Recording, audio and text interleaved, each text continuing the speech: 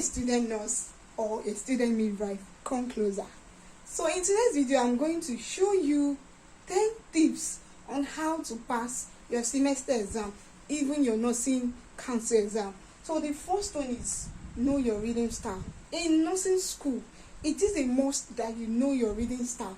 Don't copy another person's reading style, maybe your roommate or your friend's reading style. You're the kind of person that do understand why you read alone. Stick with it. If you like group discussion, stick with it. But while reading alone, you have to kind of participate, even if it's maybe 2 or 3 people that you can kind of, share ideas with. After you've already read, after you've already understood, after you've already applied your reading style.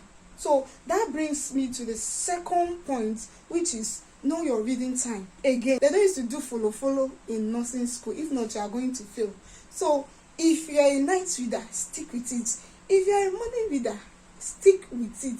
Anytime you assimilate well, read by that time. As in, make plans, schedule yourself, organize yourself well, so that you'll be able to read by that time, so that you'll be able to understand. The third one now is summarize the notes after class. Make sure to convert it, to paraphrase it in your own word, so that you'll be able to understand it.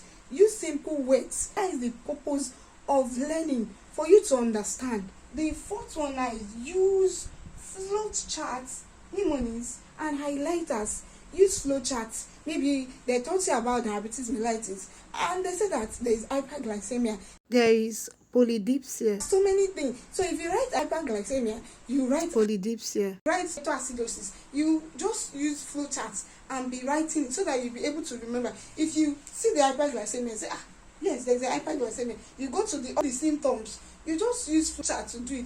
Or you can use mnemonics, that is acronyms. You just find a relatable word that you can use to remember it easily.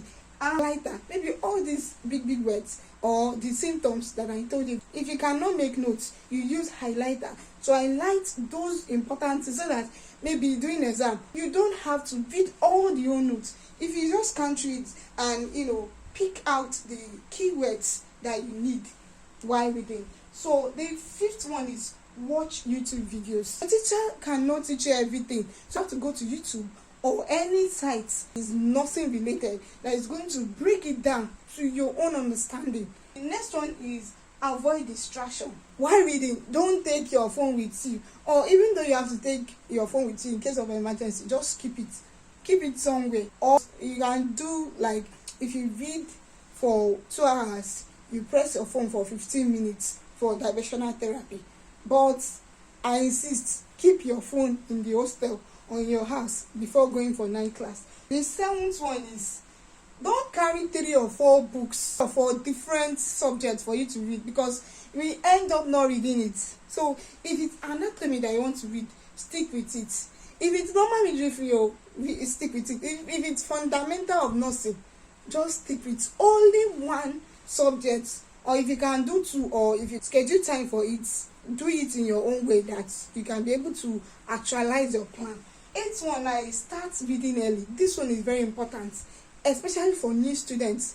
If you leave it, you maybe in your year 3, the thing will choke you. This nursing and midwifery council is now objective, and this objective, it's kind of NCLEX related. Practice-led questions that you have to use critical thinking to think. Even if you cram, go pass, but you have to know it for you to be able to answer this current nursing and midwifery council exam. The next one now is knowledge over cramming. To understand, read to know, even little, read to know. You know you have to pass, but you have to read to know, because you are dealing with life. The next one now is you have to pray. Or even tell you, nursing and midwifery school will draw you closer to God. So I don't even need to tell you to pray. So you have to eat well, you have to sleep, you have to rest, you have to be organized. Just balance everything. Not to read, may you have to balance everything. A little reading, a little rest, and I assure you 100% success is sure.